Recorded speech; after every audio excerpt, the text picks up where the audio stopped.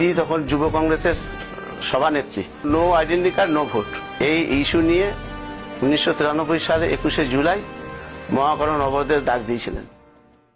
মা আমি মিটিংয়ে যাই, এত সকালে যাবি না করছিলাম, বাচ্চা হইবে। অফিস থেকেও বারণ করেছিল যে না আজকে মিটিং এ যেও না, এরকম গন্ডগোল হবে না। বলে কি যদি যেতে দেন তো বলুন, না হলে আমি অফিসই করব না। আমি তা আমরা শান্তিপূর্ণ মিছিল করে আমরা রাইটার্স বিল্ডিং এর দিকে এগোচ্ছিলাম, তখন পুলিশ আমাদের উপর লাঠিচার্জ করে, গুলি চালায়। जखने गोली चार्ज हुआ है तखने लड़का के यहाँ गोली लगा है, तो दीदी के अगुआम गिर गया है, तो दीदी न मारो हमको मारो। রাত ভোর দাওয়ায় বসে আছি, বাড়িও আসছে না বা কোনো কারোর কাছে কোনো খবরও পাইনি।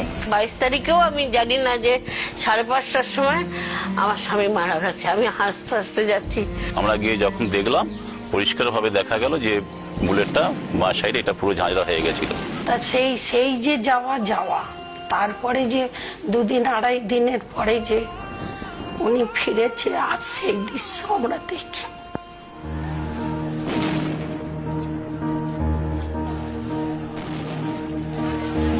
পাঁচ ঘন্টা বীজ ভেঙে রেখে দিয়ে বাড়ি এলুম, লোকের সঙ্গে আর দেখা নেই।